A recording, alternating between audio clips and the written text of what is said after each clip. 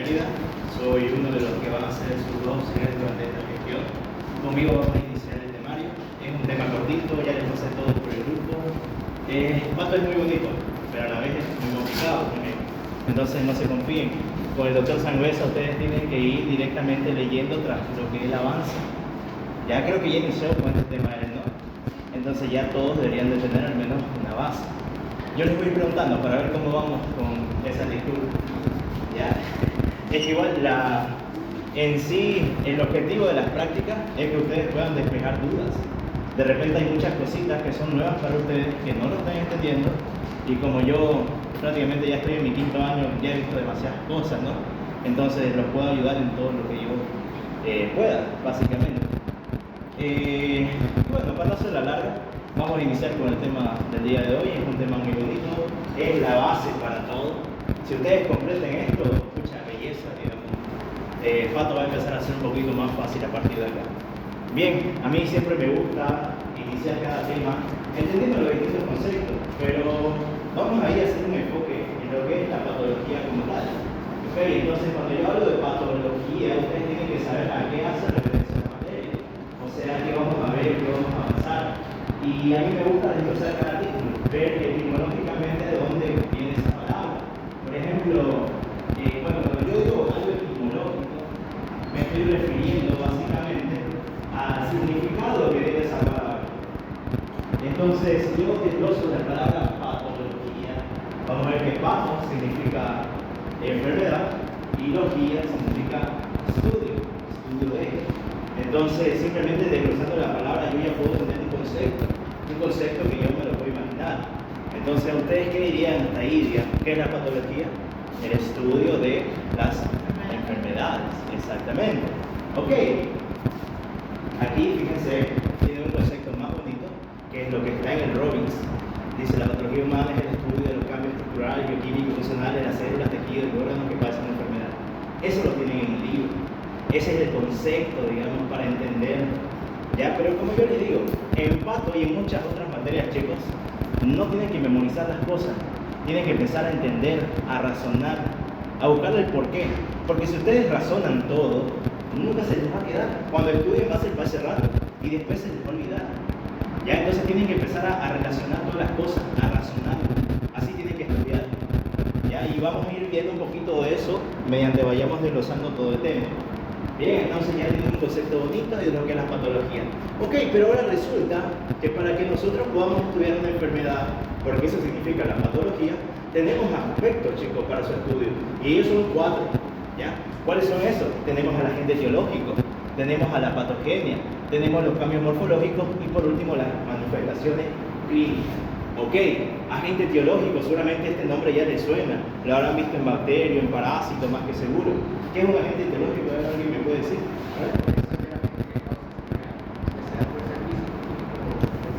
Bien, prácticamente como dijo su compañero, ¿no? Cualquier sustancia, cualquier agente. ¿Saben cómo se le llama a cualquier sustancia extraña que ingresa al cuerpo humano? ¿Alguien? Eso es toxicología. Un término, para decir esta sustancia extraña en mi cuerpo. Antígeno, así se lo conoce. Ok, entonces fíjense, el agente etiológico puede ser cualquier antígeno, puede ser de cualquier tipo que ustedes quieran, como menciona su compañero, puede ser una sustancia química, puede ser una sustancia farmacológica, puede ser un microorganismo también. Ya ustedes seguramente ya conocieron, tanto en bacterias como en parásitos, los distintos microorganismos que van a ir estudiando. En bacterias van a estudiar las bacterias, en virología van a estudiar los virus, en parásitos, los parásitos propiamente, y en micología los hongos. Entonces cualquiera de esos microorganismos también puede ser un agente etiológico. Entonces básicamente cualquier antígeno, es decir, cualquier sustancia extraña que ingresa a mi cuerpo es un agente etiológico. Ok, pero para que esa sustancia extraña cumpla este papel de agente etiológico, tiene que cumplir con este segundo aspecto, que es la patogenia. Ya, a ver, ¿alguien entiende ya de lo que leyeron qué es la patogenia? ¿Qué? A ver, ¿qué es? Los cambios físicos que pueden generar alteraciones del paciente siempre y cuando cause una enfermedad. Te me saltaste el siguiente paso. Algo antes que eso. Las manifestaciones clínicas que puede presentar el paciente. No, la manifestación no tiene al final, creo. No era la capacidad que nada, dependiendo de qué agente teológico estés hablando, por ejemplo, si es un microorganismo, se le podría decir virulencia, ¿no? Pero, a ver, en sí, para que no se me confunda, la patogenia, chicos, es lo que va a causar este agente etiológico dentro de la célula. O sea, cualquier cambio estructural, cualquier cambio bioquímico, cualquier cambio que altere la fisiología normal, eso es la patogenia. O sea, son todos esos pasitos que va a cumplir este agente etiológico para empezar a causar una enfermedad propiamente. ¿Ya? Esa es la patogenia. Ok, entonces ya tengo hasta ahí mi causante, ya tengo los cambios que va a empezar a hacer en mi célula. Pero a partir de esto, entonces voy a ver los cambios morfológicos. Porque esta patogenia yo no la puedo observar, ya a menos que lo mire en un microscopio, porque es microcelular propiamente. Pero los cambios morfológicos, dependiendo de qué tan grande sea el daño, sí los puedo empezar a ver. ¿Ya? Y ahorita les voy a dar un ejemplo. A ver, miren, supongamos nuestro agente etiológico aquí es un escorpión. Ese escorpión nos va a picar. Ok, nos picó, nos metió su veneno, todo ese veneno está haciendo su efecto en la célula, está sucediendo un montón de procesos bioquímicos que lo están alterando, ¿ya? Y de repente, cuando ya todo este veneno está haciendo su efecto en varias células, vamos a empezar a ver los cambios morfológicos. Cambio morfológico no solamente en la célula, sino en los tejidos, y si el daño es grande, en los órganos, como será este caso, la picadura del escorpión. Fíjense qué pasó con la piel. La piel normalmente es, de color piel, ¿no? No sé cómo decirlo, pero ahí está roja, ¿no? Ese es un cambio morfológico, por ejemplo. ¿Qué más? Aquí en esta imagen no se logra observar bien, pero en cualquier picadura que ustedes vean siempre hay un proceso inflamatorio, y durante la inflamación resulta que la piel se hincha, ¿ya? Y a la hinchazón de la piel, chicos, se lo conoce como edema. Entonces ahí esa piel la van a ver hinchada, la están viendo rojiza. Esos son cambios morfológicos que yo puedo detectar a raíz de esta patogenia. Ok, y por último, las manifestaciones clínicas. Ya sé que eso está pasando en ese órgano, pero ¿cómo está repercutiendo eso en mi organismo? Eso me lo va a traducir las manifestaciones clínicas. Y cuando yo hablo de manifestaciones clínicas, estoy hablando de dos cosas principalmente. Estoy hablando de signos y de síntomas. Ok, ¿qué es un signo? ¿Qué dicen, Lo chicos? que puedo observar cuando me digo. Y Ya. los Son síntomas los que se pueden medir, como por ejemplo el pulso, la respiración, la temperatura. Eso sería un signo. Bien. ¿Eh? Básicamente, ¿no? Un concepto más bonito de lo que dice el libro. Sí, pero a ver, todas las respuestas que me dieron están correctas. Un signo, en palabras sencillitas, para que no se les olvide nunca más, es todo lo que nosotros como médicos podemos observar en el paciente. ¿Qué estamos observando acá? Lo que yo les describía, que acá hay un enrojecimiento, pero ese enrojecimiento es para tu abuela, vean. Nosotros tenemos que ocupar términos médicos. El enrojecimiento de la piel se lo conoce como eritema. Entonces así yo lo voy a describir. Ok, yo veo un eritema y esa piel está hinchada. ¿Cómo se llama eso? Un eritema edematoso, entonces. ¿Ven? Así. Ok, ese es un signo. ¿Y un síntoma? Es lo que el paciente requiere. Lo Por que- ejemplo, dolor. Exactamente. O sea, si un signo era todo lo que yo puedo ver porque es algo objetivo, el síntoma es subjetivo. Ya yo no lo puedo cuantificar propiamente. Por ejemplo, Yair ahorita me dice, si me quiero ir de la clase porque me duele fuerte la cabeza. Pero en realidad, qué sé yo, la llamó la corteja y tiene que irse, ¿no? Me está inventando una excusa. Yo no puedo saber si de verdad le duele. Estoy confiando en él que me está diciendo que, escucha, le está doliendo. Lo mismo sucede con el paciente. Ya por la picadura y porque ustedes ya lo estudiaron, saben que esto causa dolor. Pero de repente hay otras picaduras que no causan dolor. ¿Ya? Y así, o sea, son básicamente todos esos parámetros que nosotros no podemos cuantificar y nos tenemos que basar simplemente en lo que el paciente nos está diciendo. El principal ejemplo es el dolor. Ahora, la temperatura es un poco, ¿cómo se dice? Se me fue la palabrita. Pero a ver, en el caso de la temperatura, en un principio no podemos cuantificar la fiebre como tal, ¿no? O sea, tocamos, está caliente, pero para que sea fiebre, ¿cuántos grados centígrados tiene que superar el cuerpo humano? Mayor a 38 grados centígrados. Bien, ¿cuánto es la temperatura normal? 36. ¿Qué? A 37, en realidad, bueno, depende de muchas biografías, ¿no? Lo que actualmente se maneja es que dicen que va desde 36,5 a 37,2 y después dicen que de 37,3 a 37,9 es un estado de febrícula. Eso es antes de la fiebre. Y ya a partir de 38 grados centígrados para arriba, ahí recién estamos hablando de fiebre. Ok, entonces fíjense, la fiebre en un principio sería un síntoma, porque yo no la puedo cuantificar hasta que le meto un termómetro y ahí ya la tengo cuantificada. ¿Ven? Y así sucede con varios parámetros bioquímicos también en mi cuerpo. Por ejemplo, tenemos, a ver, ¿alguien sabe cómo se llaman cuando se aumentan los leucocitos en sangre? ¿Cuál es el término médico? Leucocitosis. Bien. Pero de repente, ¿será que yo puedo cuantificar esa leucocitosis a simple vista con mi paciente? Tengo síntomas hasta que sea un laboratorio. Exactamente. ¿Ven? Entonces hay algunos síntomas que momentáneamente son síntomas, pero luego se ven síntomas. Pero bueno, no se olviden la base en sí, que el signo es todo lo que yo puedo observar, porque es algo objetivo, mientras que el síntoma es algo subjetivo. Entonces, todas estas cuatro cosas de acá me van a desencadenar una patología, una distinta enfermedad, porque no todos los agentes etiológicos son los mismos, no todos esos agentes etiológicos causan la misma patogenia.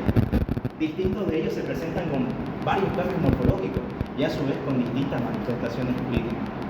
¿Ya? Y entender, chicos, todo esto es importante, porque si ustedes entienden cómo funciona la patogenia de una enfermedad, van a saber también cómo tratarla, porque tienen que llegar desde raíz. Si ustedes la tratan desde raíz, no va a haber enfermedades que se les resistan. Obviamente hay algunas enfermedades que lastimosamente no tienen cura, ¿no? Pero bueno, entender la patogenia es clave. Ok, entonces con esa introducción sobre la patología, sus distintos aspectos, ahora vamos a entrar en el tema como tal, que es la adaptación y lesión celular. Fíjense, resulta que dentro de mi cuerpo humano, normalmente lo fisiológico, porque lo fisiológico siempre hace referencia a cómo funciona normalmente el cuerpo humano. Ok, la célula normalmente está en una homeostasis. ¿Qué es una homeostasis? ¿Alguien sabe? El equilibrio del medio interno. Ok, ¿y qué es el medio interno? ¿Todo qué? Ya, ¿y qué es eso que le rodea a la célula? Ya, el líquido. ¿Qué tipo de líquido?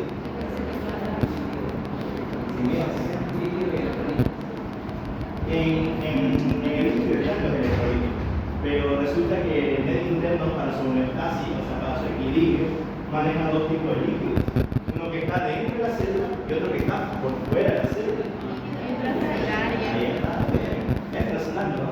Extra quiere decir por fuera de algo, y se dice extracelular, por fuera de la célula. E intra es lo contrario, intra es por dentro de la célula, líquido intracelular. Ok, entonces fíjense, la homeostasis es un juego entre esos dos líquidos. Constantemente se están intercambiando distintos iones. ¿Para qué? Para mantener una homeostasis, para que todo esté fisiológico y mi célula pueda trabajar normal. Pero no estamos hablando de fisiología, estamos hablando de pato. Entonces, a ver, ¿qué va a pasar?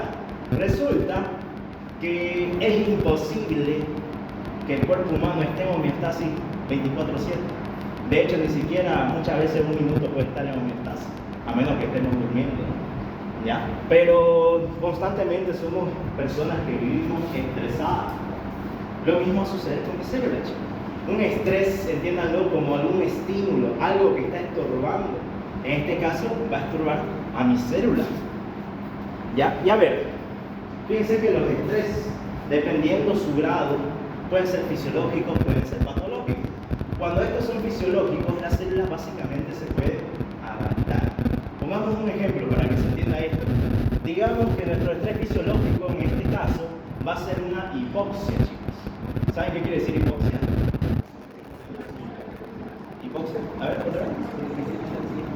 Deficiencia de oxígeno. Ok, hipo quiere decir poco, ox viene de oxígeno. ¿Ya? Entonces, poco oxígeno, ya sea, bueno, si es en sangre, hipoxemia. Hipoxia viene a ser general para cualquier célula. Ok, entonces poco oxígeno dentro de la célula. Entonces, fíjense, ¿qué hace la célula? Como ella sabe que está en hipoxia, lo que va a hacer es pensar entre ella y decir, pucha, me está llegando menos oxígeno. ¿Y para qué la célula necesita oxígeno?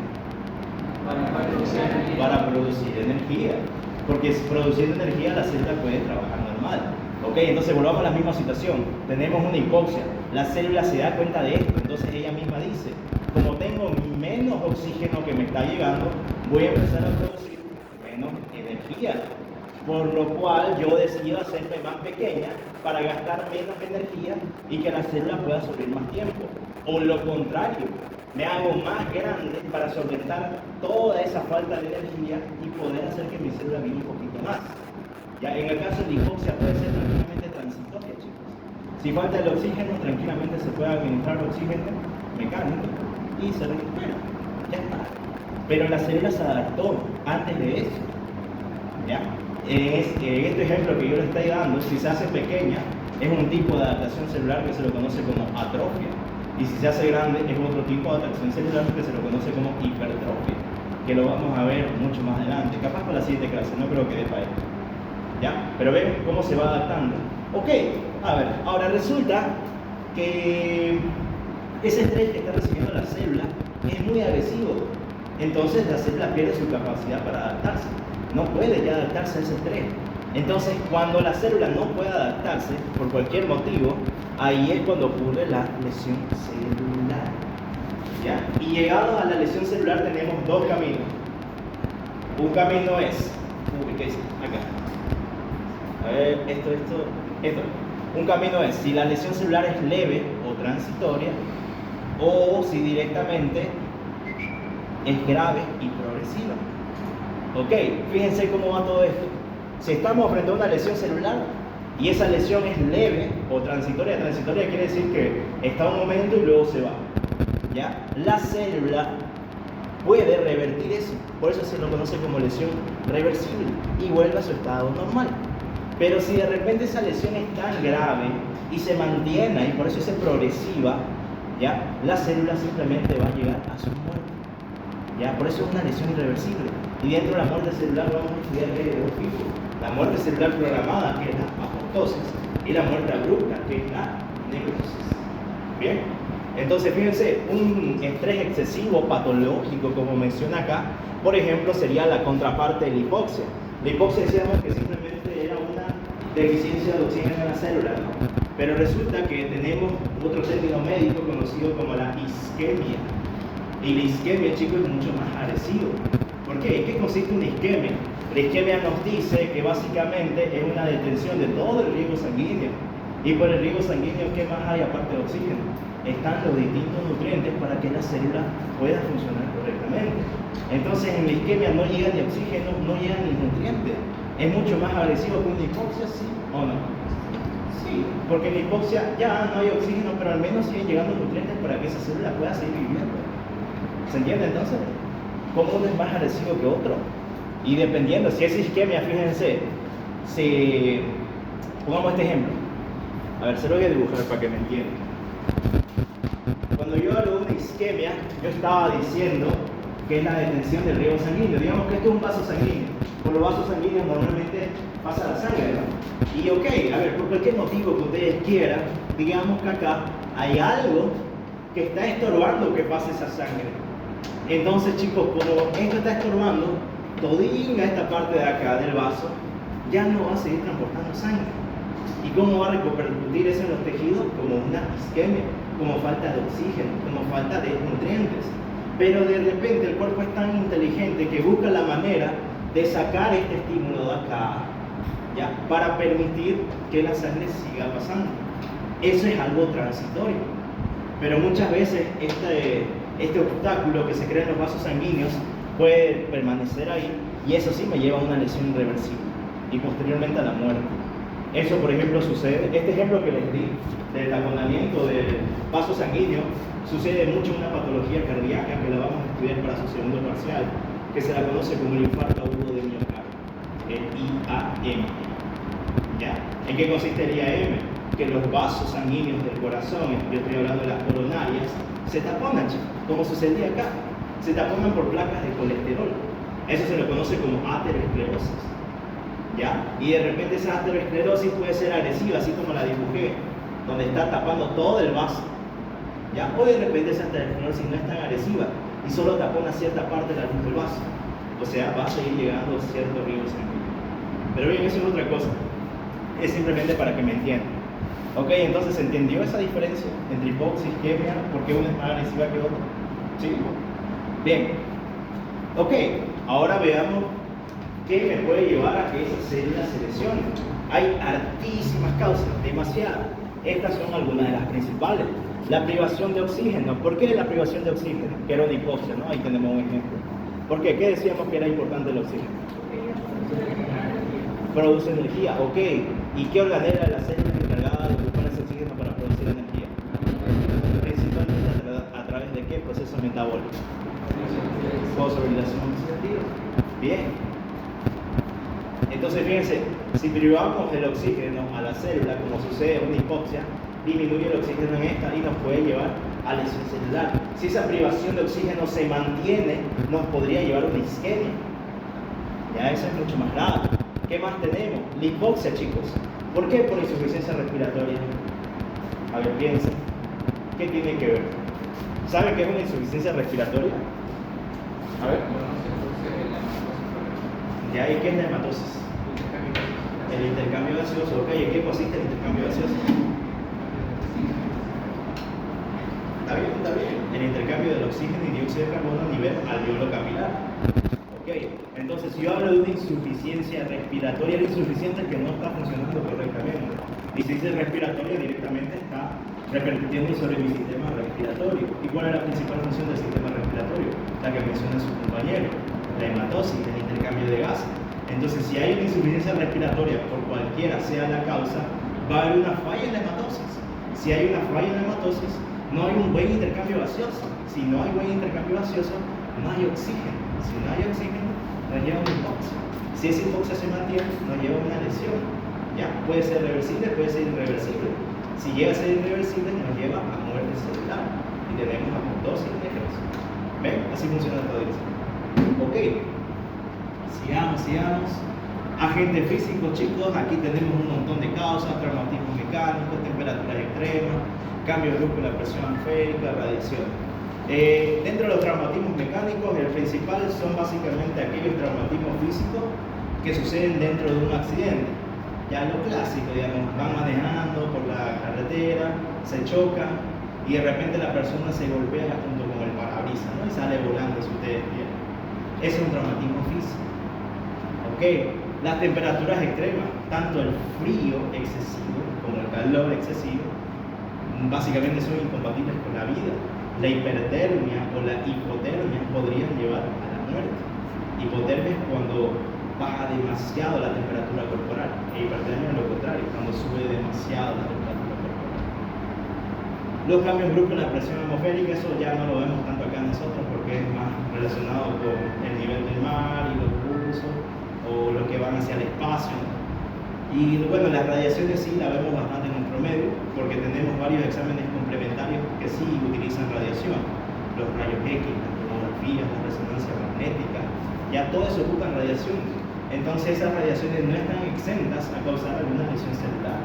Inclusive podrían causar cáncer. ¿Ya? Pero bueno, ahí están, digamos, y nos ayuda al diagnóstico de muchas enfermedades. Por eso se reciben. Sustancias químicas de cualquier tipo que ustedes quieran. Pueden ser, por ejemplo, sustancias nefrotóxicas, ototóxicas, lo que ustedes se imaginen. Ahí, si quieren, podemos ocupar el mismo ejemplo del escorpión en un principio, que el escorpión picaba y cuando al picar mete sustancias químicas extrañas para el cuerpo. Eso es un antígeno. Y ahí, dependiendo de qué tipo de escorpión sea y demás, va a variar la sustancia que ellos den. Pero por lo general, la mayoría son neurotóxicas, o sea, dañan el sistema nervioso. Pero igual pueden ser fármacos.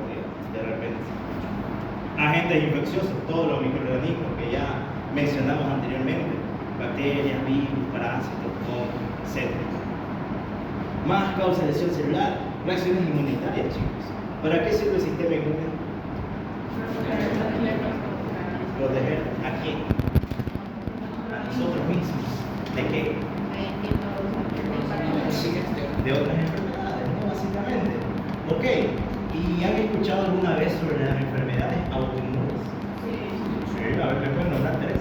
El lupus, las alergias y la artritis reumatoide. Bien. Esas son enfermedades autoinmunes, exactamente. ¿Y qué sucede en estas enfermedades autoinmunes?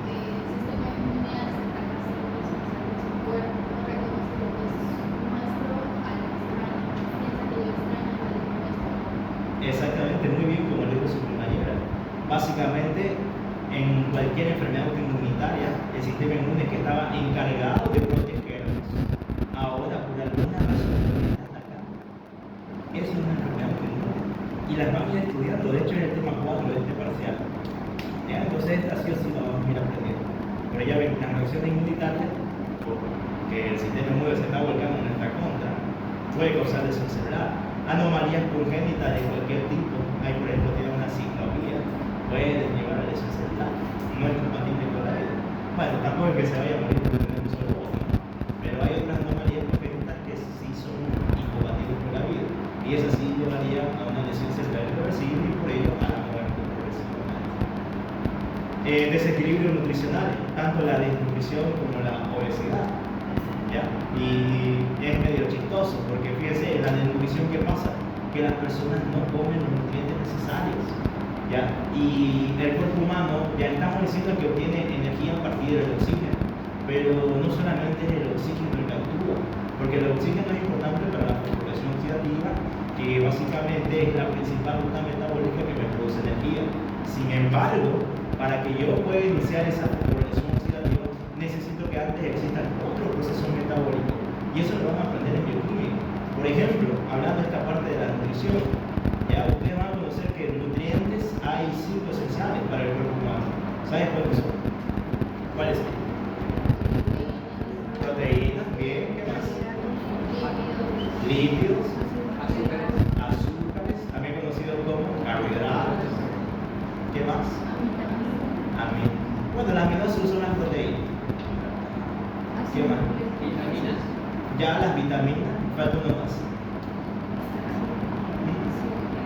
Ácidos nucleicos. Bien, ya lo dijeron lípidos. Entonces no se olviden, hay una mnemotecnia, PALAT, se le llama. Ya, la P de proteínas, la A de azúcares o hidratos de carbono o carbohidratos, cualquiera de sus nombres.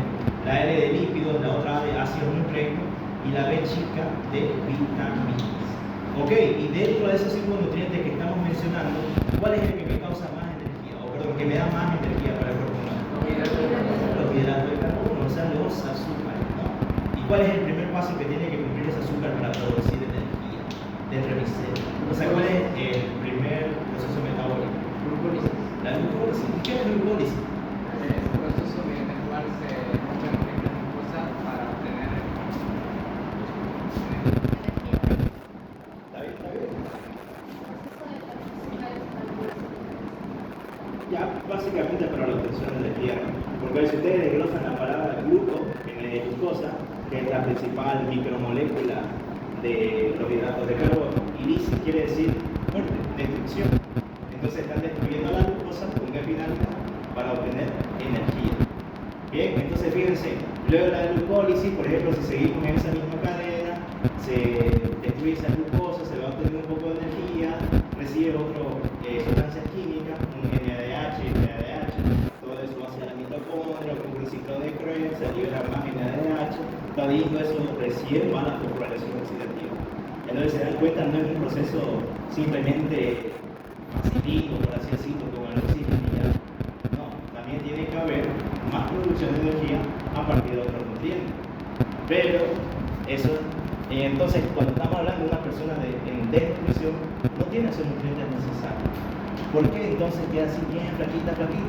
Porque como ella no está consumiendo ningún tipo de comida, ¿ya? ¿Qué pasa? El organismo va a buscar de dónde obtener la energía. Y el organismo puede obtener energía de cualquiera de esos nutrientes que nosotros estamos mencionando. Evidentemente, la glucosa es su principal fuente de energía, pero reserva de energía, por ejemplo, tenemos a los lípidos, tenemos a las proteínas. ¿Y dónde tenemos proteínas por excelencia? ¿En qué órgano? En los músculos. Entonces empiezan a ocupar todas esas proteínas en los músculos. Por eso se queda así como si fuera carne y hueso, le dicen, ¿no? Bueno, piel y hueso. ¿Ya? Porque todo ese músculo se atrofia, pierde su masa muscular. ¿Por qué? Porque el organismo no sabe dónde va a sacar energía. Entonces ocupa la proteína de los músculos para producir energía. ¿Ya? Entonces esos desequilibrios nutricionales también me pueden causar lesión celular. Y un poco chistoso que lo contrario, si se come mucho también podría llevar a una lesión celular, el exceso, ¿no? Bien, ahora sí, ya sabemos que entonces básicamente lo principal de la patología, sus otros aspectos, ya estudiamos un poquito de cómo infección, la adaptación y posteriormente la muerte celular. Ya vimos algunos tipos de lesiones, lo que nos podría llevar, y ahora sí veamos mecanismos propiamente. Ok, cuando yo hablo de mecanismos de lesión celular, yo voy a estudiar los lugares de la célula donde pueden ocurrir esas lesiones, pero me interesa aprender los principales, que son los que enseña Robbins.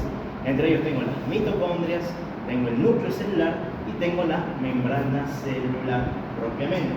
Entonces, estos son tres sitios vulnerables a sufrir una lesión celular.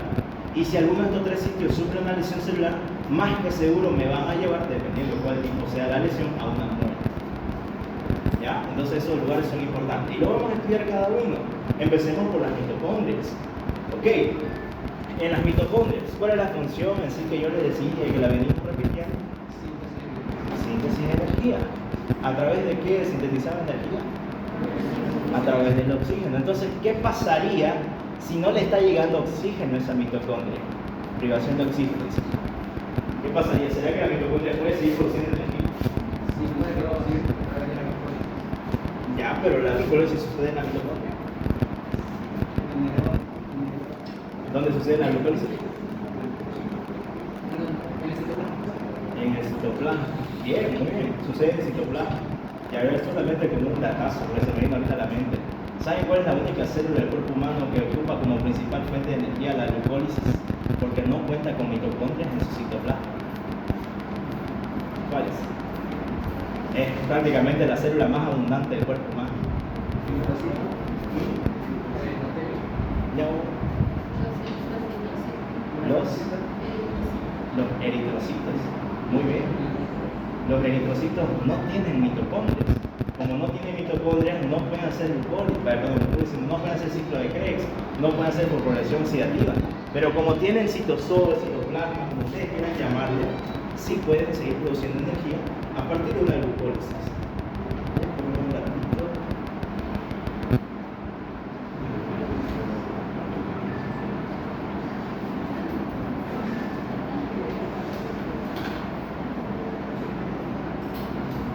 Ya. Bien, entonces, a ver, tenemos una privación de oxígeno, tenemos la lesión mitocondrial, la privación de oxígeno nos lleva a una hipoxia, la lesión mitocondrial puede deberse a un aumento del calcio citosólico o a la producción de lo quiere decir especies reactivas de oxígeno. La vamos a estudiar un ratito más. Ya de momento acuérdense qué significa esta palabra. Ahora, el aumento del calcio citosólico es interesante porque resulta que a nosotros, en realidad para la práctica médica, nos interesa estudiar el calcio sérico, es decir, el calcio que se encuentra en sangre. Ya a ver, vos estás con Hidalgo, ¿no? ¿Cuál es el valor normal del calcio en sangre? El calcio 0,25, 0,95. A ver, otra vez, no te escuché. A ver, ¿quién sabe cuál es el valor normal del calcio? De 8,5 a 10,5 miligramos por decilitro. Bien, pero ese es el calcio sérico. Yo les mencionaba, bueno, acá menciona el calcio citosólico. Y cuando yo estoy hablando del calcio citosólico, hace referencia al calcio que está dentro de mi célula. Y resulta que el calcio dentro de la célula es casi, por así decirlo, casi no existe. Ya son microgramos que se lo miden. O sea, el calcio dentro de la célula hay, sí, más no está flotando por ahí en el citoplasma, sino que el calcio dentro de la célula se almacena en la propia mitocondria o en el retículo endoplasmático liso, en cualquiera de esos dos lugares. ¿Ya? Entonces, que haya un aumento del calcio citosólico, es decir, un aumento del calcio dentro de la célula, es grave, chicos. ¿Por qué? Porque este calcio citosólico lo que hace va a ser activar enzimas. ¿Ya? ¿Y saben qué hacen las enzimas principalmente? Degradan, destruyen, si ustedes quieran decirlo. Exactamente. Entonces activan distintas enzimas que van a ir destruyendo no solo a la mitocondria en este caso, porque este es el ejemplo para la mitocondria, ¿no? Sino a cualquier organela que esté dentro de mi célula, inclusive a la propia célula la pueden destruir. ¿Ya? Entonces eso tienen que entender. Ok, si estábamos frente a una privación de oxígeno, eso nos lleva a una hipoxia. Y el oxígeno era tan importante para la fosforilación oxidativa porque era a partir de ahí que teníamos energía, ¿no? Entonces la disminución de la síntesis de ATP se va a traducir por una disminución de oxígeno, pues ellos disminuyen energía. Y este es un claro ejemplo. que los mencioné en Robbins. Si no tenemos energía, chicos, porque la mitocondria no está funcionando correctamente, va a fracasar esta bomba importantísima de acá, que es la bomba sodio-potasio ATPase. ¿En qué consiste? A ver, ¿quién se acuerda? Esto es histolo, ¿vieron? En física también es de los primeros temas que se avanzan para el potencial de acción. A ver. En el intercambio de cierta cantidad de moléculas de sodio por potasio. ¿Cuántas de sodio y cuántas de potasio? 3 de sodio y 1 de potasio. ¿Cuál sale y cuál entra? El sodio ingresa y el potasio sale. El sodio ingresa y el potasio sale. Muy bien. Entonces, pero dice bomba sodio-potasio, hasta ahí se está cumpliendo lo que dice su compañero. Ingresan 3 de sodio, salen 2 de potasio. Pero dice ATPasa, o sea que ocupa energía. Y si no hay energía, esa bomba fracasa. Ya me creo que tengo una imagen acá. Ahí está. Normalmente entonces entran 3 de sodio, salen 2 de potasio y para eso ocupan energía. Pero si no hay energía porque estamos con una privación del oxígeno a nivel de la mitocondria, esta bomba fracasa, chicos. ¿Y qué pasaría? ¿Qué ion seguiría entrando o cuál sería saliendo? Sodio sería. ¿Por qué? O sea, está bien tu respuesta, pero ¿por qué? Porque no hay suficiente energía como para cerrar la puerta de eso. No salían con el gradiente de concentración. Exacto. Bien, señor. El gradiente de concentración, chicos, acuérdense, cuando ustedes estudiaban el transporte celular, había dos tipos de transporte, ¿no? Estaba el transporte activo y estaba el transporte pasivo. El transporte pasivo, ¿en qué consistía? En que él no ocupaba energía. ¿Y por qué no ocupaba energía? Porque estaba a favor del gradiente de concentración. ¿Y qué era un gradiente de concentración? A ver, digamos que esta es mi membrana, aquí tienen una capa, aquí tienen la otra, ahí están sus moléculas fosfolípidos, ya lo que ustedes quieran. Aquí está mi bomba sodio-potasio. Fíjense, aquí, por ejemplo, qué sé yo, todos estos puntitos verdes va a ser mi sodio. Y estos otros puntitos también son mi sodio. ¿Dónde hay mayor concentración de sodio? ¿Afuera de la célula o dentro de la célula? Afuera de la célula. Ok. ¿Y en qué consistía un transporte pasivo? En que estaba a favor del gradiente de concentración. ¿Qué quiere decir yo que algo esté a favor del gradiente de concentración? El gradiente de concentración no es más que un cambio de la cantidad de sustancias. O sea, si yo digo que está a favor, estoy diciendo que esas sustancias van a pasar de un lugar donde hay más a un lugar donde hay menos. Y como ellas pueden pasar tranquilamente, no ocupan de energía, chicas, porque están a favor del gradiente, no están yendo en su contra. A mí siempre me gusta ocupar el ejemplo de que, imagínense ustedes que están en el río y ustedes de repente, qué sé yo, no sé, quieren sacarse una foto, lo que ustedes gusten, ¿ya? El río tiene cierta marea, ¿no? Va bien para el norte o bien para el sur. Digamos que está yendo para el norte y ustedes caminan junto con el río para el norte. No van a hacer ninguna fuerza, ¿no? Inclusive capaz más rápido lleguen, porque la marea está a favor de ustedes. Pero ¿qué pasaría si ustedes hacen lo contrario? Si caminan para el sur cuando la marea está para el norte. Tienen que hacer un poco más de fuerza, ¿no? Porque están en contra de la marea. Lo mismo sucede cuando están en contra del gradiente de concentración. Imaginémonos esto. Fíjense, acá ahora hay una gran concentración de sodio y acá hay poca concentración de sodio. Entonces, intracelularmente hay más sodio que extracelularmente. Y yo quiero hacer ahora un transporte activo. ¿En qué consistía el transporte activo? En que vamos a ocupar energía. Ok, ¿por qué voy a ocupar energía? Porque vamos a ir en contra del gradiente. Vamos a ir de un lugar donde hay más a un lugar donde hay menos. Pero, fíjense, estoy hablando de compartimiento intracelular. Y mi finalidad es que esta sustancia que está dentro de la célula luego salga más afuera. Entonces, como acá hay más y acá hay menos, sí o sí, para que esta sustancia salga, necesita la producción de energía. ¿Ya se entiende eso? Entonces, fíjense, lo mismo sucede acá. ¿Qué pasaba antes de esto de acá? Que mi sodio normalmente ingresaba, sí, ok, pero el sodio está a favor del gradiente de concentración. En cambio, el potasio para salir está en contra de ese gradiente. El potasio para salir necesita energía siempre. O sea que si no hay energía, como en esta situación, la bomba sodio-potasio fracasa. ¿Ya? Pero, ¿qué quiere decir yo con que fracasa? ¿Con que el sodio va a ingresar? Sí. ¿Por qué? Porque por este mismo motivo que ya vimos, está a favor del gradiente. Pero lo que nunca va a salir es el potasio. Y así mismo nunca va a poder salir también ese sodio que está ingresando. Y entonces el sodio se va a empezar a acumular dentro de la célula, chicos. Ok, y el sodio, quiero que lo aprendan desde ahorita, él siempre va a ir agarrado de la mano de otra sustancia del cuerpo humano. Ese es el agua. Bien, entonces donde hay sodio hay agua, son como si estuvieran casados, son parejitas. El agua siempre arrastra, el sodio siempre arrastra el agua. Ya es como una tóxica, si ustedes quieren decirlo así. Siempre quiere estar ahí. Ya bien. ¿Qué fue? Exacto, ahorita lo vamos a ver. Pero sí, este es otro ejemplo para que vean cómo ingresa la sustancia ordenadiente. Lo mismo puede ingresar el agua. Ya imagínense, digamos que esta bolita verde era el sodio. Y por osmosis el agua la siguió, digamos, porque el sodio está ingresando acá dentro de la célula. Entonces el agua también quiere. Y como aquí está fracasando esta bomba y el sodio no puede salir, el sodio se va a empezar a acumular dentro de la célula. Y con ello se empieza a acumular el agua. Entonces, ¿cómo va a repercutir eso en la célula? Que fíjense, al principio esta era mi celulita, sin fracaso la bomba sodio-potasio. ¿Ya? Pero ahora esta es mi célula, con fracaso la bomba sodio-potasio. ¿Por qué? Porque ingresó mucho sodio y con ello ingresó mucha agua. Entonces la célula se empezó a hinchar. Eso se lo conoce como tumefacción celular o edema celular. Bien, que es lo que decía hace ratito. Ahí está.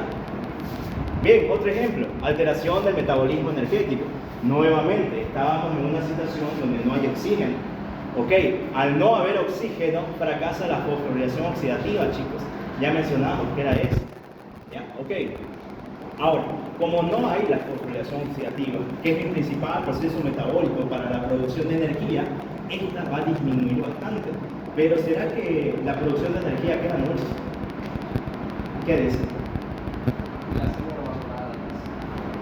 ¿Ya de qué manera se adapta la célula? ¿Qué otras vías metabólicas tiene para producir energía que no estén dentro de mi mitocondria?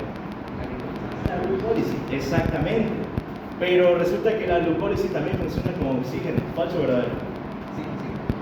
¿Será? ¿Qué dicen los demás? ¿Funciona como oxígeno o sin oxígeno? Sin oxígeno, pero una bacteria no oxígeno. Ya, pero eso es bacterias. Nosotros somos seres humanos. Somos otro tipo de células. Bien, la glucólisis, chicos, puede funcionar tanto con oxígeno como sin oxígeno.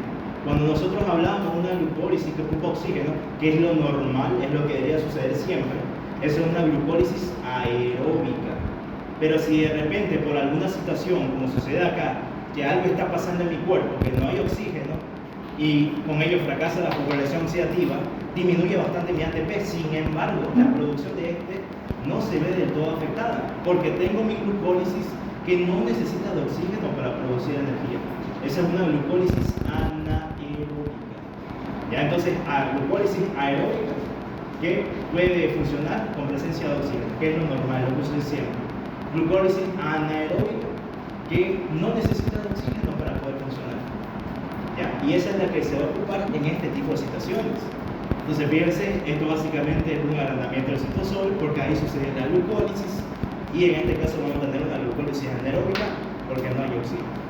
Ahí viene mi molécula de glucosa, la calaverita por su lisis, se produce energía, ¿ya? Y eso se da cuando no hay oxígeno. Pero resulta que la glucólisis aeróbica, que yo les decía es lo normal, ¿ya?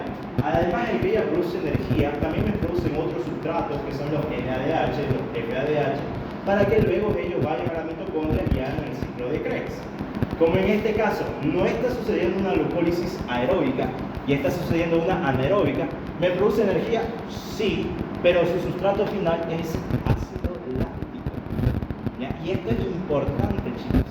Tienen que entenderlo, porque en bioquímica ustedes van a ver un tema que muy probablemente se les complique, que son los trastornos ácido-básicos. Y aquí está básicamente la clave para entender la acidosis metabólica. ¿Ya? A ver, desglosemos eso. ¿Por qué se llama acidosis metabólica? Para que ustedes entiendan eso, tenemos que partir del pH. ¿Saben qué quiere decir pH? Potencial de hidrogeniones. ¿Y en qué consiste ese potencial de hidrogeniones? Claro, si una sustancia es ácida, si una sustancia es básica. Pero es una escala, ¿no? Una escala que va desde cuánto a cuánto. Del 0 al 14. Del 0 al 14. Siendo la mitad, ¿cuánto? 7, ¿no? 7 entonces milímetros. Decimos que todo lo que está por debajo de 7 es ácido o básico. No, todo lo que está por debajo de 7. Ácido. Y lo que está por arriba de 7, básico o alcalino, es otro nombre. ¿Ya? Entonces el pH, se dan cuenta, es un juego de que si una sustancia es ácida o una sustancia es básica. ¿Y de qué va a depender que esa sustancia sea ácida o básica? De, como su mismo nombre indica, el potencial de hidrogeniones, de la cantidad de hidrogeniones que tenga esa sustancia. Mientras más hidrogeniones tenga, más ácida es una sustancia. Mientras menos hidrogeniones tenga, más básica es esa sustancia. ¿Ya? En eso consiste el potencial de hidrogenio. Ok, y aquí por lógica, a ver, ocupando el nombrecito de esta sustancia, ¿sería una sustancia ácida o básica? Ácida, ¿no? Aquí nos lo está gritando encima. Ok, entonces yo les decía hace ratito que en bioquímica van a estudiar lo que se conoce como los trastornos ácido-básicos. ¿Este sería un trastorno ácido o básico?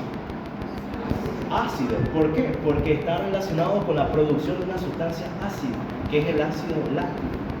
¿Ya? Y a ese trastorno, cuando se empieza a producir mucha sustancia ácida, a ese trastorno se lo conoce como acidosis. Y la acidosis puede ser de dos tipos. Puede ser metabólica, puede ser respiratoria.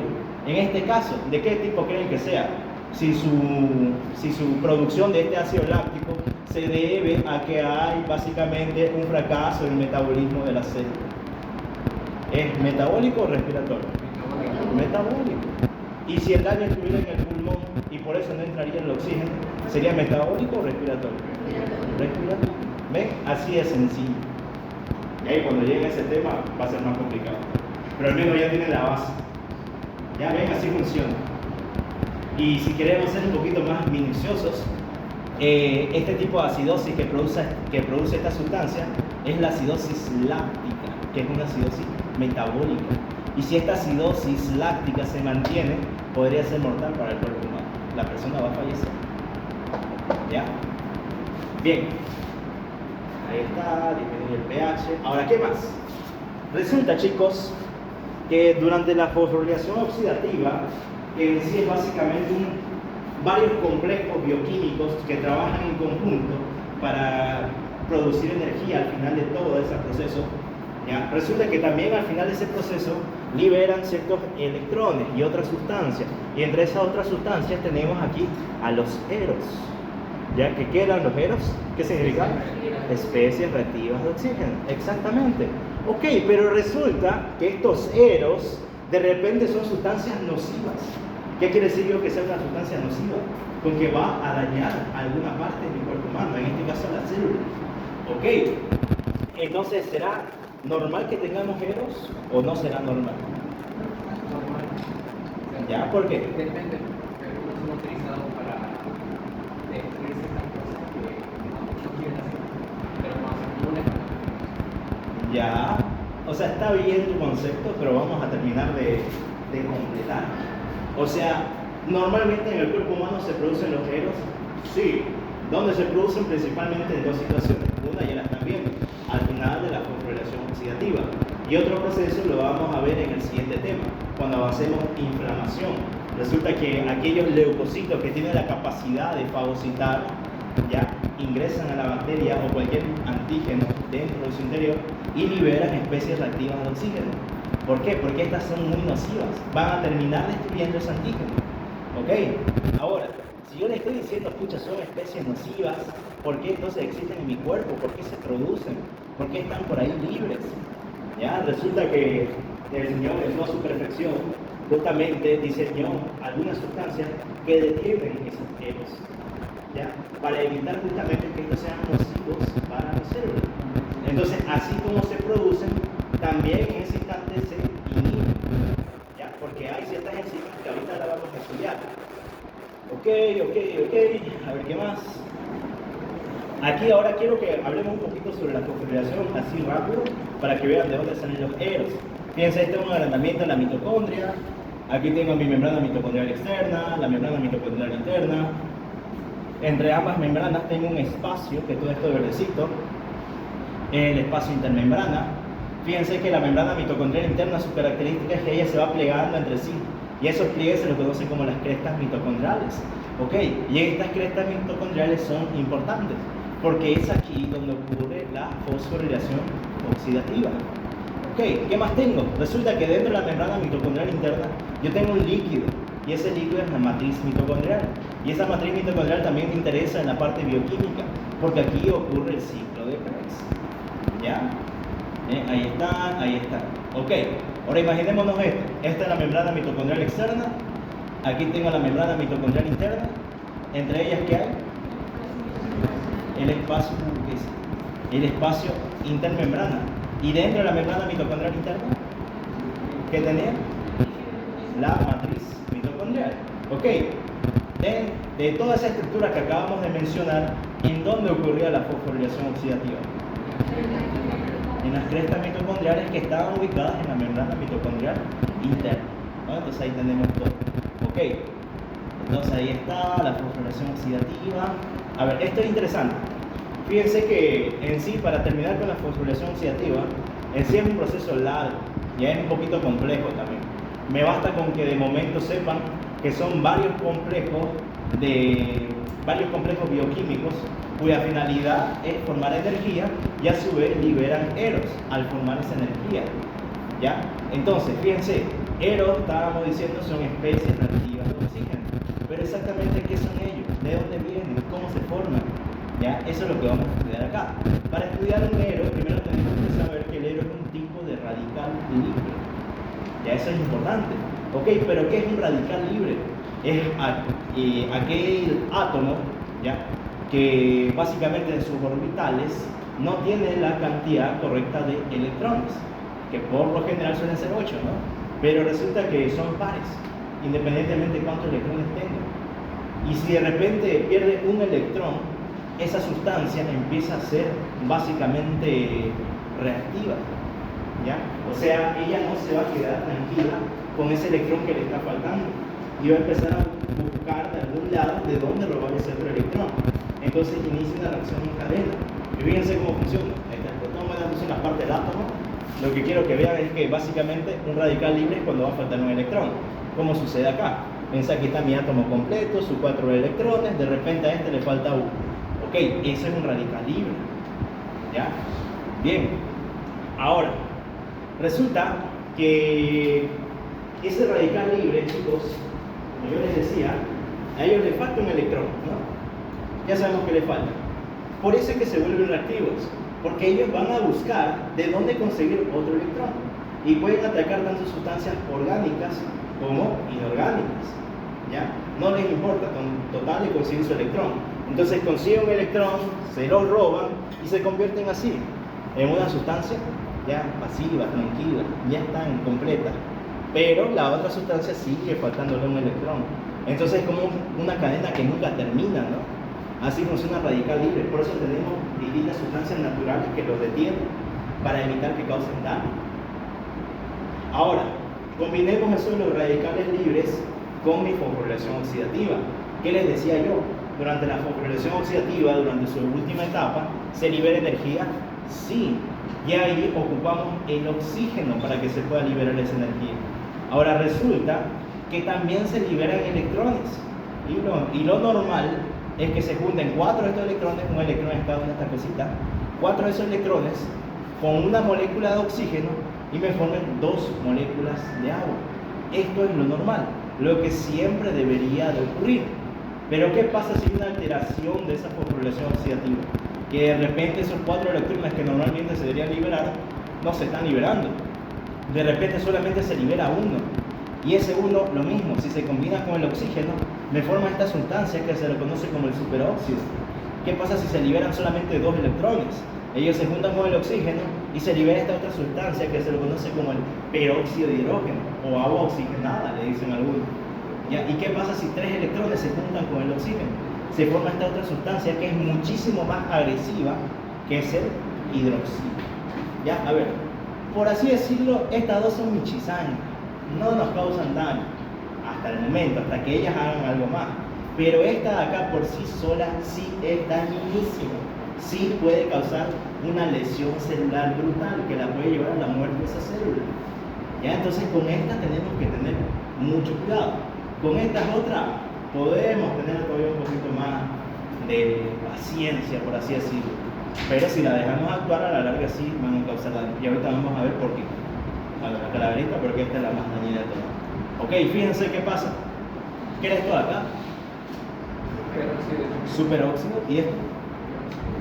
el peróxido de hidrógeno. ¿Qué pasa si lo juntamos? ¿Qué les decía yo? Que por su cuenta ellos dos no son agresivos, son michis.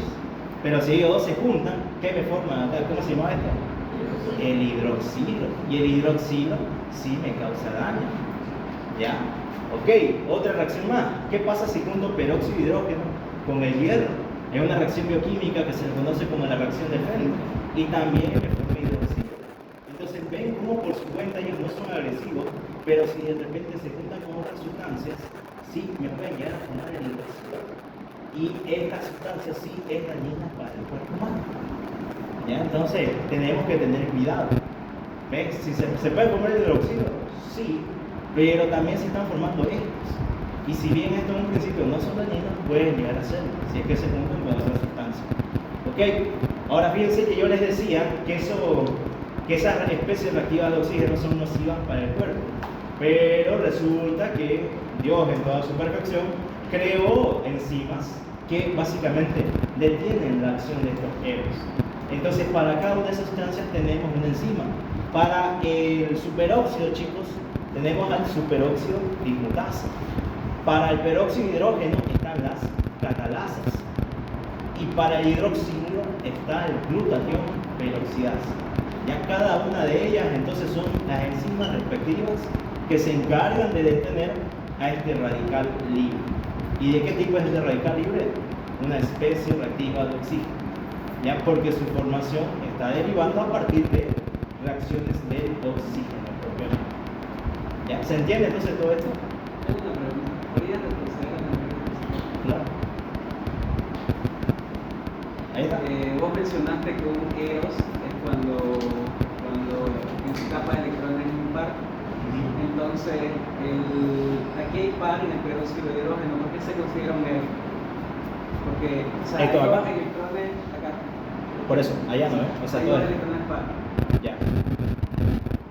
Porque fíjate que dentro de lo fisiológico, lo normal no solamente funciona con dos electrones, es cierto, es par. Ya. Pero, ¿qué va a pasar? Que esto no es compatible con la homeostasis normal que tiene el cuerpo humano. ¿Qué es compatible con ello? Que existan por lo menos 4 electrones y que sí o sí 4 electrones se junten con el oxígeno. Esto es lo homeostático, esto es lo fisiológico. Y si disminuye uno de ellos, así sea par o impar, ya me pueden producir alguna alteración. Que en este caso, estos electrones van a causar la producción de este ero, que es el peróxido de hidrógeno. Ahora, te estás confundiendo un poquito con la cantidad de electrones que tenía en su orbital.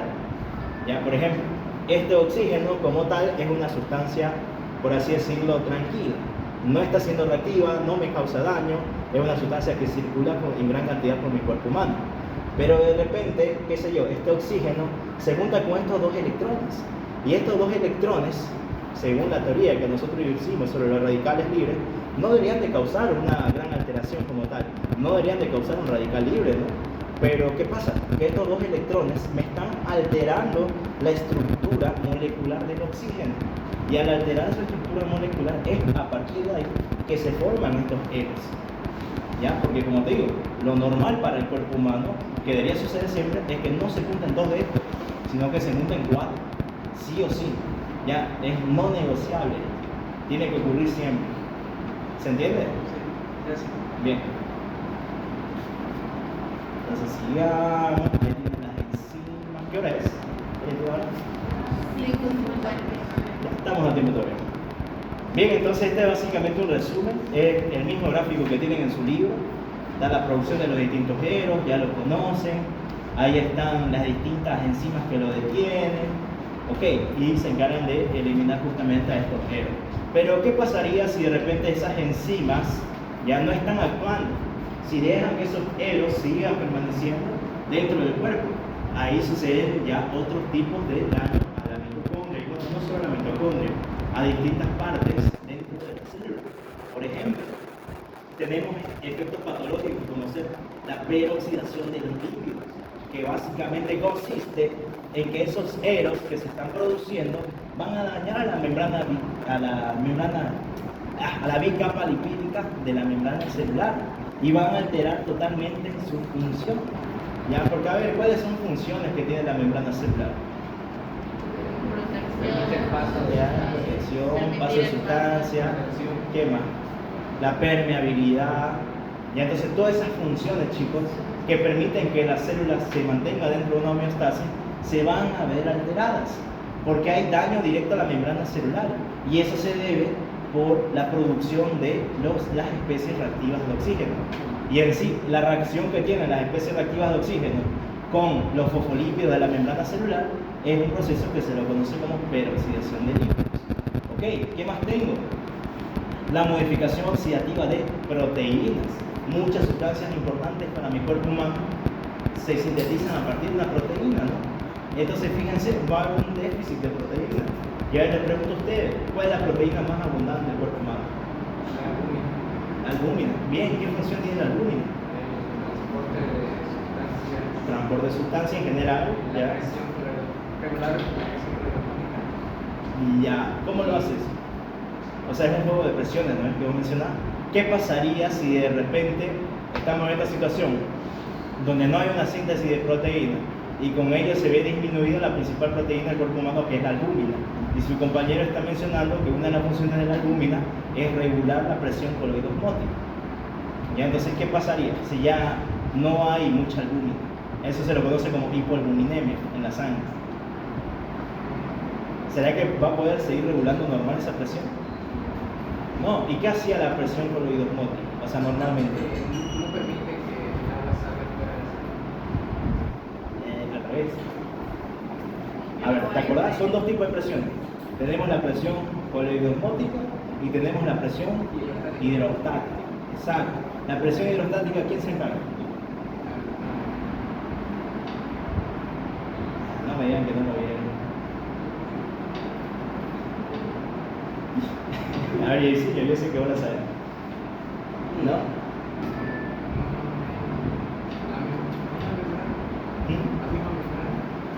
Está relacionada, sí.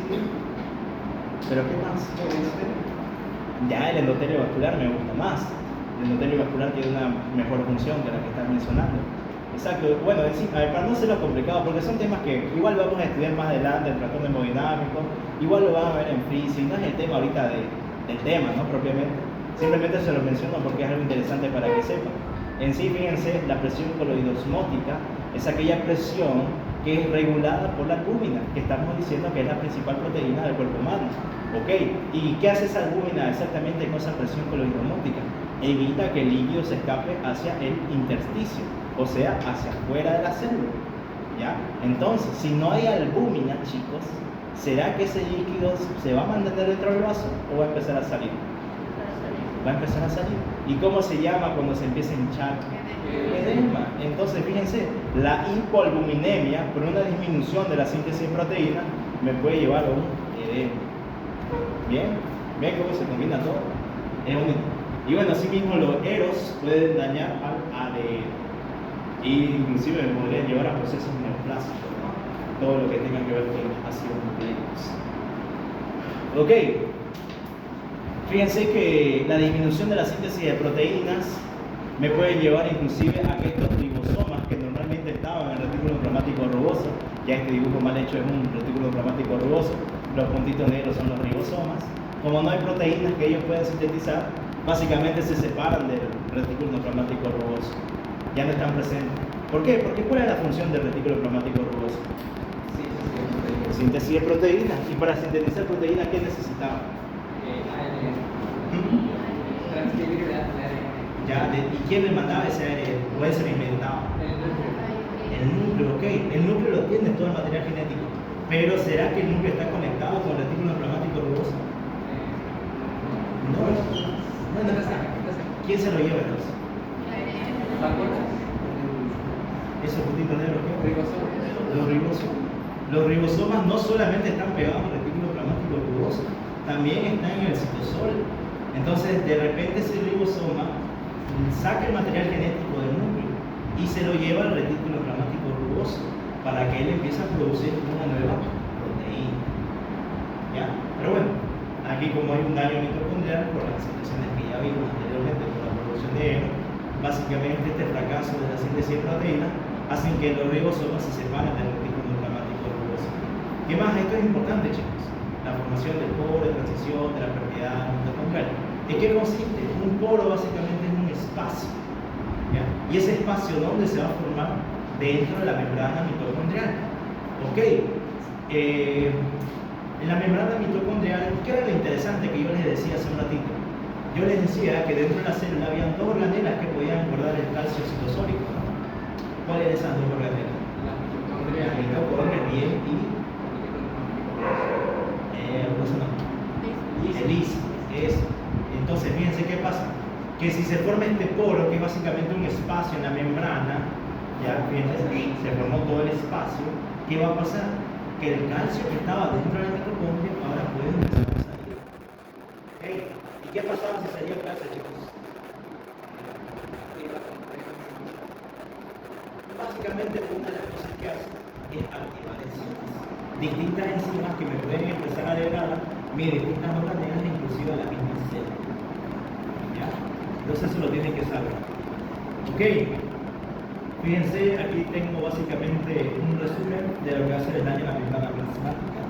¿Qué pasa? Que esta es mi membrana plasmática, mi capa lipídica, tengo mi molécula de fosfolípido. Por alguna razón, si ustedes quieren una peroxidación de los lípidos, esta membrana celular se está viendo alterada. Fíjense como aquí lo digo, los fosfolípidos están por aquí y por allá. ¿Y qué pasa? Que como falla básicamente este proceso de acá, pierde la membrana celular sus funciones básicas. Entre ellas era su permeabilidad. ¿Qué más era? Ya, transporte de sustancia. No tanto eso. Bueno, en sí, para no complicar, como se está dañando la membrana, perdió totalmente esa función que ella tenía de selección. No cualquier sustancia ingresa al cuerpo humano. Antes necesitan pasar por un canal, inclusive algunas necesitan un receptor específico. En este caso, como se dañó la membrana, todo está en su casa, todos pasan como quieren y cualquier sustancia ingresa dentro de la célula. Entonces, si cualquier sustancia ingresa dentro de la célula, ¿será que esta se va a mantener dentro del proceso fisiológico? ¿Será que va a estar en una homeostasis? Entonces, fíjense, a raíz del daño a la membrana plasmática, me podría desencadenar un daño total dentro de la célula. ¿Ya? Y entre ellos, por ejemplo, que se ingrese más calcio. Y el calcio por sí solo, dentro de la célula, llena dañino. Imagínense que ahora hay un daño en la membrana y hay un daño también en la mitocondria. Una brutalidad de calcio. ¿Ya se dan cuenta? Bien. A ver, algunos ejemplos de daño a la membrana. Ya vimos las ELOS, causan la peroxidación de lípidos, la reducción de síntesis de fosfolípidos también, chicos. ¿Por qué? Porque no hay energía. Y cualquier sustancia para que se sintetice, síntesis quiere decir formación, creación, cualquier sustancia para que sea sintetizada necesita de energía. Si no hay energía, entonces disminuye la producción de fosfolípidos. Si disminuye la producción de fosfolípidos, ya estos fosfolípidos que se estaban dañando aquí en mi membrana ya no van a ser repuestos. Entonces el daño va a ser constante. ¿Ven? Y así va funcionando. Aumenta la degradación de fosfolípidos, anomalía del citoesqueleto, esto debido a la presencia del calcio. ¿Por qué decíamos que el calcio hacía? Principalmente porque aumentaba la actividad de las enzimas. ¿Ya? Entre ellas, por ejemplo, las fosfolipasas, que directamente, como su mismo nombre sugiere, fosfolipasas van a dañar a los fosfolípidos. Ahí está, fosfolipasas, proteasas para daño a las proteínas y la alteración de la homeostasis del calcio. Ok, veamos esto más. Sí, creo que da tiempo. No, hay tiempo todavía. Este está bien. A ver, vean cómo esto es interesante. Fíjense, todo este cuadradito azul va a ser mi célula. Esta bolita roja es el calcio. Ok, el calcio, ¿qué hacía en la membrana? Bueno, perdón, ¿cuál es la situación ahorita? Que esta membrana está dañada. Como la membrana celular está dañada, puede ingresar cualquier sustancia. Entre ellas, por ejemplo, está el calcio.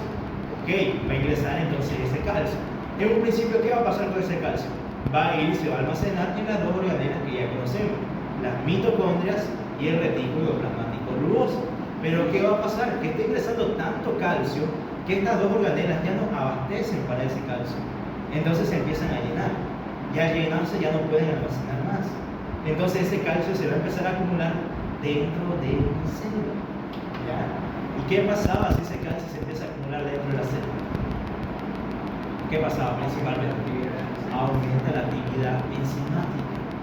¿Ya? Fíjense, las fosfolipasas salen, las proteasas salen, fíjense ahí las endonucleasas, las ATPasas, y así con un montón de enzimas, chicos, que cada una de ellas va a ir degradando distintas partes de mi célula y la van a llevar progresivamente a una muerte. ¿Se entiende ahora por qué es tan importante el calcio? ¿Ya? Bien. ¿Qué más? ¿Qué más? A ver, esto es interesante también. El daño a la membrana mitocondrial. Fíjense, resulta, chicos, que cuando nosotros tenemos un daño a nivel de la membrana mitocondria, aparte que se forma ese polo de transición que ya vimos anteriormente, donde salía el calcio y causaba más calcio citosólico y más daño por enzimas, resulta también que en la propia membrana mitocondrial ya se puede formar este canal que recibe el nombre de canal VAS, pero VAS y VAP respectivamente. Ok, este canal es interesante. ¿Por qué? Porque cuando estudiemos ya para la siguiente clase lo que es la apoptosis y la necrosis, vamos a ver que específicamente en la apoptosis tenemos dos vías para su desencadenamiento, una vía intrínseca y una vía extrínseca, exactamente eso. Okay. Y la formación de este canal VAS y VAP básicamente es el inicio para la apoptosis por vía intrínseca o vía mitocondrial. ¿Ya? Este es el paso inicial. Ya vamos a desglosarlo muchísimo mejor cuando lleguemos a la apoptosis. Ok, ¿qué pasa si se daña la membrana lisosómica? ¿Cómo se puede dañar? Porque hay mucha acumulación de calcio. ¿Qué causaba el calcio? Causaba que se activen las enzimas, entre ellas fosfolipasa, y fosfolipasa no perdonaban ninguna membrana celular, entre ellas la membrana del lisosoma. Y si se destruye la membrana del lisosoma, el contenido del lisosoma sale para afuera. ¿Y cuál es el contenido del lisosoma? Más enzimas todavía, más daño. ¿Ven? Ahí está, todinga, más enzimas que me van a causar más daño todavía. ¿Ya? Por eso hay que tener mucho cuidado con esa regulación del calcio. Ok, bueno, esto sí sería la parte final de esta clase. La siguiente lo completamos. Ya estamos terminando. Bien, chicos, este es básicamente un recuerdo rápido de cómo está compuesto el núcleo, así rápidamente. También tiene su propia membrana, se le conoce como la estructura nuclear. Tiene su propio núcleo, ¿no? El núcleo de núcleo se lo conoce como nucleolo. Tiene un líquido, ese es el nucleoplasma, y dentro de ese líquido tenemos a la cromatina. ¿Qué me interesa la cromatina? Que esta contiene a su vez al ADN. Ok, entonces fíjense, esto básicamente ¿qué es? Una mitosis. Ya está, ¿qué es la mitosis? Proceso mediante el cual la célula se divide. Ok, para que la célula se divide, chicos, resulta que esta mitosis tiene dos pasos, por así decirlo, o dos fases más bonitas. Lo que es la interfase y lo que es la propia fase M. Durante esta fase M, cuando realmente la célula se empieza a dividir, y durante toda la interfase son como puntos, por así decirlo, donde ven que todo ese proceso antes de que la célula se divida esté funcionando correctamente. Ok, entonces fíjense qué pasa, que resulta que dentro de estos procesos de la interfase tenemos esta sustancia que son las ciclinas. Y esas ciclinas actúan juntas con estas sinasas dependientes de ciclinas y entre ellas se juntan. ¿Para qué se juntan? Para hacer puntos de control. Puntos de control de calidad sería el nombre completo. ¿Ya? ¿Y en qué consiste esos puntos de control de calidad? Ellos van a verificar que todo este proceso de la interfase esté ocurriendo correctamente. Ya que si de repente hay alguna parte, digamos en la fase G0, que algo se ve alterado, ellas son las encargadas de detenerlo. ¿Ya? Pero a ver, ¿qué pasa? Que de repente, por ejemplo, esta unión de ciclinas con sinasa dependiente de ciclinas no está funcionando correctamente. Estoy perdiendo un punto de control, sí, pero resulta que yo tengo otra sustancia, que es la P53, que esta realmente es el guardián de ver que toda la fase de reproducción celular, de división celular, se dé correctamente. ¿Y dónde actúa este P53? Esto sí es interesante. ¿Ya saben dónde actúa? Aquí, en la fase GC. Es decir, que es en este punto donde la P53 resguarda que todo esté funcionando correctamente. Y si algo no está funcionando correctamente, la P53 detiene la división celular. Por ejemplo, chicos, eso es lo que pasa en los procesos cancerígenos. Ya los procesos cancerígenos en realidad se llaman neoplasias. Neo significa nuevo, plasia formación. Entonces son nuevas formaciones celulares. ¿Y qué pasa en la neoplasia? Que hay mucha producción de división celular. ¿Ok? Entonces, antes de que exista una neoplasia, el P53 está actuando, porque va a evitar que se forme esa neoplasia al detener la división celular. Pero si esa neoplasia es tan agresiva y sigue progresando, sobrepasa mi P53 y se forma nomás esta neoplasia, el posible cáncer o tumor, dependiendo que sea lo que estamos enfrentando. ¿Bien? Entonces, ¿se entiende todo eso? ¿Sí? Y